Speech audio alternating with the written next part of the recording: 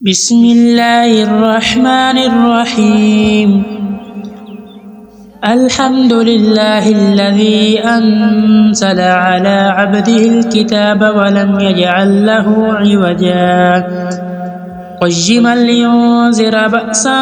شديدا من لدنه ويبشر المؤمنين الذين يعملون الصالحات أن لهم أجرا حسنا ماكثين فيه أبدا وينذر الذين قالوا اتخذ الله ولدا ما لهم به من علم ولا لآبائهم كبرت كلمة تخرج من أفواههم إن يقولون إلا كذبا فلعلك باخع نفسك على آثارهم إن لم يؤمنوا بهذا الحديث أسفا إنا جعلنا ما على الأرض زينة لها لنبلوهم أيهم أحسن عملا وإنا لجاعلون ما عليها سعيدا جرزا أم حسبت أن أصحاب الكهف والرقيم كانوا من آياتنا عجبا إذ أوى الفتية إلى الكهف فقالوا ربنا آتنا من لدنك رحمة وهيئ لنا من أمرنا رشدا فضربنا على آذانهم في الكهف سنين عددا ثم بعثناهم لنعلم أي الحزبين أحصى لما لبثوا أمدا نحن نقص عليك نبأهم بالحق إنهم فتية آمنوا بربهم وزدناهم هدى وربطنا على قلوبهم إذ قاموا فقالوا ربنا رب السماوات والأرض لن ندعو من دونه إلها لقد قلنا إذا شططا هؤلاء قوم اتخذوا من دونه آلهة لولا يأتون عليهم بسلطان بين فمن أظلم ممن افترى على الله كذبا وإذ اعتزلتموهم وما يعبدون إلا الله فأووا إلى الكهف ينشر لكم ربكم من رحمته ويهيئ لكم من أمركم مرفقا وترى الشمس إذا تلات تزاور عن كهفهم ذات اليمين وإذا غربت تقرضهم ذات الشمال وهم في فجوة من ذلك من آيات الله يهدي الله فهو المهتد ومن يضلل فلن تجد له وليا مرشدا وتحسبهم أيقاظا وهم رقود ونقلبهم ذات اليمين وذات الشمال وقلبهم باسط ذراعيه بالوسيط لو اطلعت عليهم لوليت منهم فرارا ولملئت منهم رعبا وكذلك بعثناهم ليتساءلوا بينهم قال قائل منهم كم لبثتم قالوا لبثنا يوما أو بعض يوم قالوا ربكم أعلم بما لبثتم فبعثوا أحدكم بورقكم هذه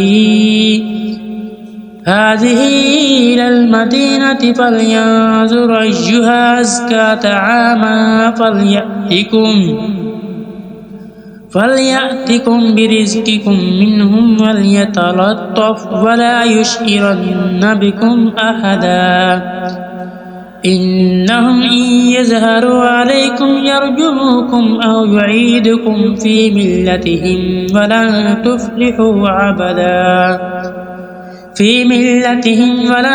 تفلحوا إذا أبدا وكذلك أعثرنا عليهم ليعلموا أن وعد الله حق وأن الساعة لا ريب فيها إذ يتنازعون بينهم أمرهم فقالوا ابنوا عليهم بنيانا ربهم أعلم بهم قال الذين غلبوا على أمرهم لنتخذن عليهم مسجدا سيقولون ثلاثة رابعهم كلبهم ويقولون خمسة سادسهم كلبهم رجما بالغيب ويقولون متى هذا ويقولون سبعة وثامنهم كلبهم قل ربي يعلم بعدتهم ما يعلمهم إلا قليل فلا تمار فيهم إلا مراعا ظاهرا ولا تستفت فيهم منهم أحدا ولا تقولن لشيء إني فاعل ذلك غدا إلا أن يشاء الله واذكر ربك إذا نسيت وقل عسى أن يهديني ربي لأقرب من هذا رشدا ولبثوا في كهفهم 300 سنين وازدادوا 9 قل الله أعلم بما لبثوا له غيب السماوات والأرض أبصر به واسمع ما لهم من دونه من ولي ولا يشرك في حكمه أحدا واتل ما أوحي إليك من كتاب ربك لا مبدل لكلماته ولن تجد من دونه ملتحدا واصبر نفسك مع الذين يدعون ربهم بالغداة والعشي يريدون وجهه ولا تعد عيناك عنهم تريد زينة الحياة الدنيا ولا تطع من أغفلنا قلبه عن ذكرنا واتبع هواه وكان أمره فرطا وقل الحق من ربكم فمن شاء فليؤمن ومن شاء فليكفر إنا أعتدنا للظالمين نارا أحاط بهم سرادقها وإن يستغيثوا يغاثوا بماء كالمهل يشوي الوجوه بئس الشراب وساءت مرتفقا إن الذين آمنوا وعملوا الصالحات إنا لا نضيع أجر من أحسن عملا أولئك لهم جنات عدن تجري من تحتهم الأنهار يحلون فيها من أساور من ذهب ويلبسون ثيابا خضر من سندس واستبرق متكئين فيها على الأرائك نعم الثواب وحسنت مرتفقا واضرب لهم مثل الرجلين جعلنا لأحدهما جنتين من أعناب وحففناهما بنخل وجعلنا بينهما زرعا كلتا الجنتين أتت أكلها ولن تظلم منه شيئا وفجرنا خلالهما نهرا وكان له ثمر فقال لصاحبه وهو يحاور أنا أكثر منك مالا وأعز نفرا ودخل جنته وهو ظالم لنفسه قال ما أظن أن تبيد هذه أبدا وما أظن الساعة قائمة ولئن رددت لي إلى ربي لأجدن خيرا منها منقلبا قال له صاحبه وهو يحاور أكفرت بالذي خلق من تراب ثم من نطفة ثم سواك رجلا لكن هو الله ربي ولا يشرك بربه أحدا ولولا إذ دخلت جنتك قلت ما شاء الله لا قوة إلا بالله إن ترني أنا أقل منك مالا وولدا فعسى ربي أن يؤتيني خيرا من جنتك ويرسل عليها حاسبا من السماء فتصبح صعيدا زلقا أيصبح ماؤها غورا فلن تستطيع له طلبا وأحيط بثمره فأصبح يقلب كفيه على ما أنفق فيها وهي خاوية على عروشها ويقول يا ليتني لم أشرك بربي أحدا ولم تكن له فئة ينصرونه من دون الله وما كان منتصرا هنالك الولاية لله الحق هو خير ثوابا وخير عقبا واضرب لهم مثل الحياة الدنيا كماء أنزل الله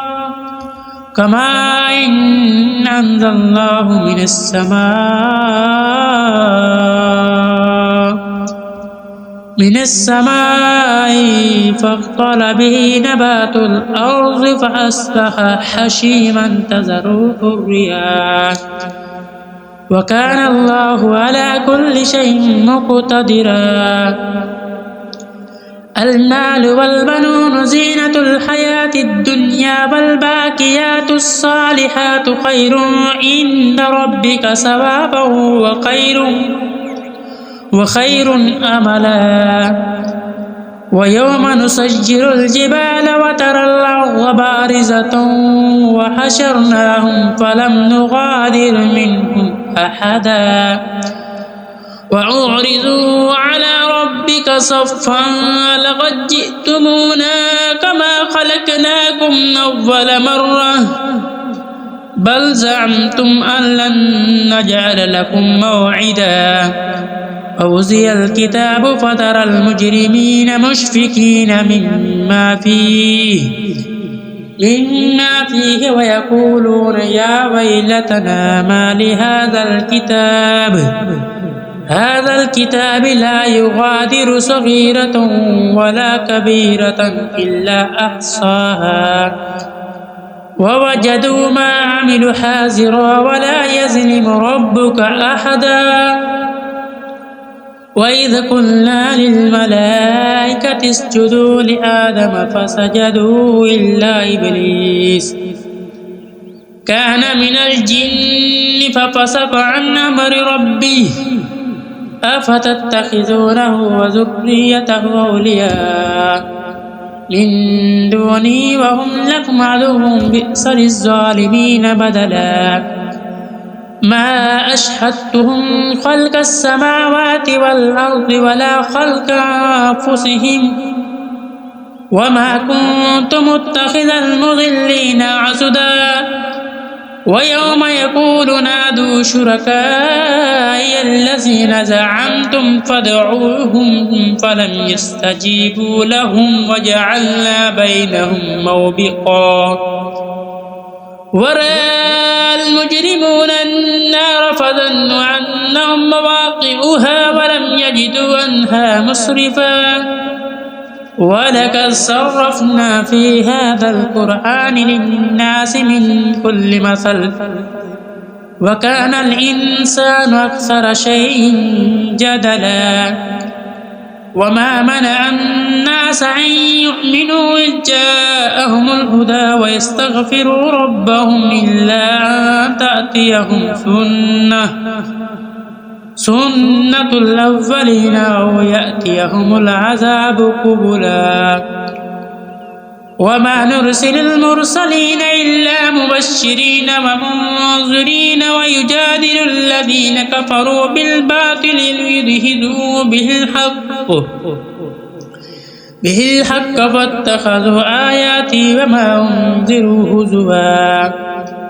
ومن أظلم ممن ذكر بآيات ربه فأعرض عنها ونسي ما قدمت يداه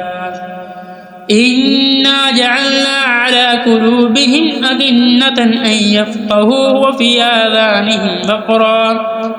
وإن تدعوهم إلى الهدى فلن يهتدوا إذا أبدا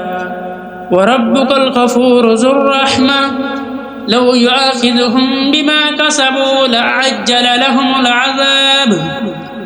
بل لهم موعد لن يجدوا من دونه موئلا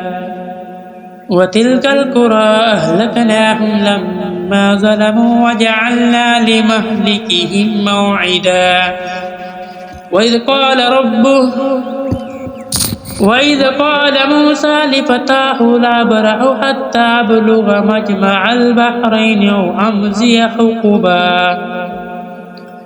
فلما بلغ مجمع بينهما نسي حوتهما فاتخذ سبيله في البحر سربا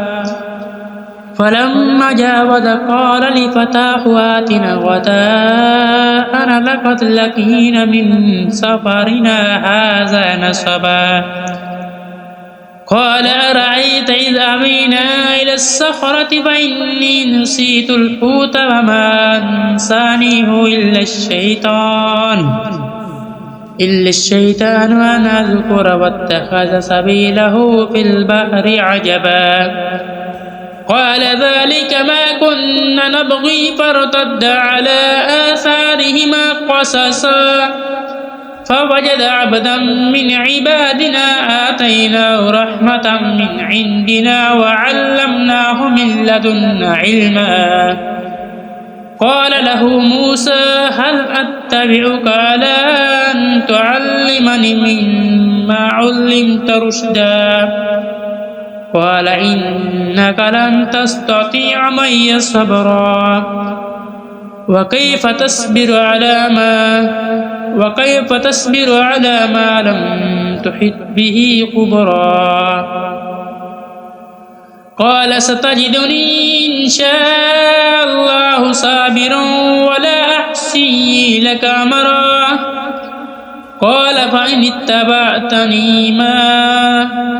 قال فإن اتبعتني فلا تسألني عن شيء حتى أحدث لك منه ذكرا فانطلقا حتى إذا ركب في السفينة خرقها قال خرقتها لتغرق أهلها لقد جئت شيئا إمرا قال ألم أقل لك إنك لن تستطيع معي صبرا قال لا تؤاخذني بما نسيت ولا ترهقني من أمري أسرا فانطلقا حتى إذا لقي غلاما فقتله قال قتلت نفسا زكية بغير نفس لقد جئت شيئا نكرا بسم الله الرحمن الرحيم قال ألم أقل لك إنك لن تستطيع معي صبرا قال إن سألتك عن شيء بعدها فلا تصاحبني قد بلغت من لدني عذرا فانطلقا حتى إذا أتيا أهل قرية استطعما أهلها فأبوا أن يضيفوهما فوجد فيها جدارا يريد أن ينقض فأقامه قال لو شئت لاتخذت عليه أجرا قال هذا فراق بيني وبينك سأنبئك بتأويل ما لم تستطع عليه صبرا أما السفينة فكانت لمساكين يعملون في البحر فأردت أن أعيبها وكان وراءهم ملك يأخذ كل سفينة غصبا وأما الغلام فكان أبواه مؤمنين فخشينا أن يرهقهما طغيانا وكفرا فأردنا أن يبدلهما ربهما خيرا منه زكاة وأقرب رحما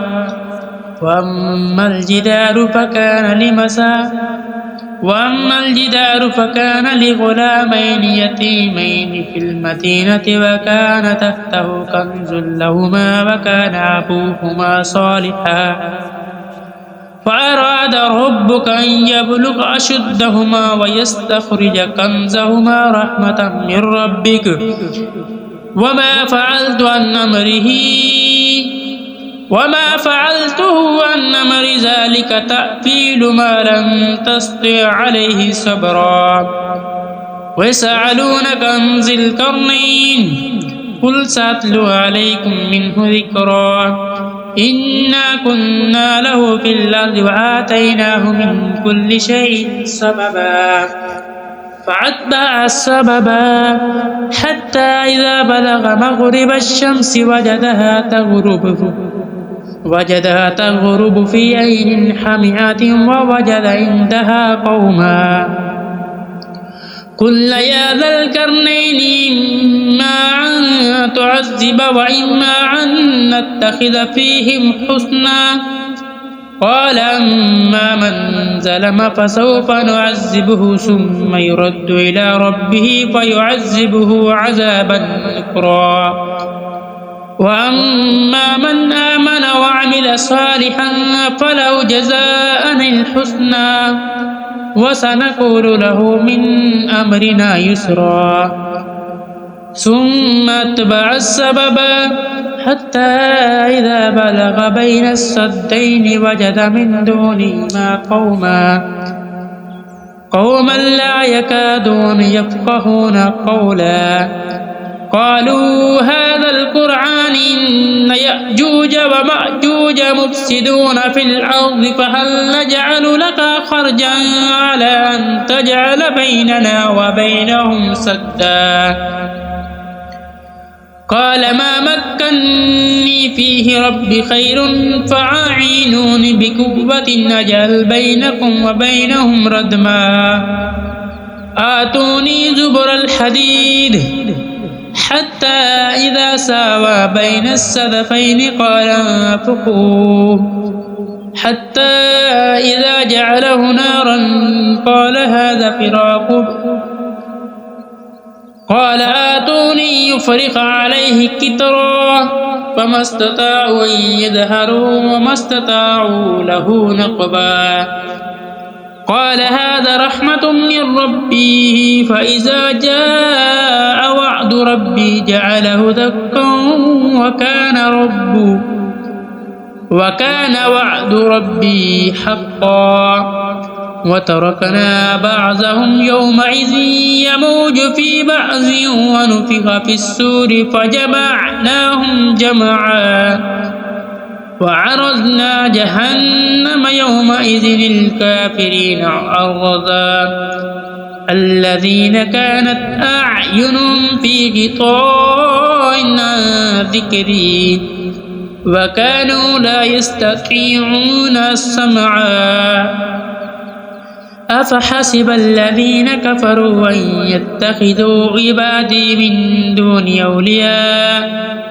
إنا أعتدنا جهنم للكافرين نزلا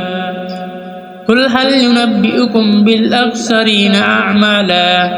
الذين ضل سعيهم في الحياة الدنيا وهم يحسبون أنهم يحسنون صنعا أولئك الذين كفروا بآيات ربهم ولقائه فحبطت أعمالهم فلا نقيم لهم يوم القيامة وزنا ذلك جزاؤهم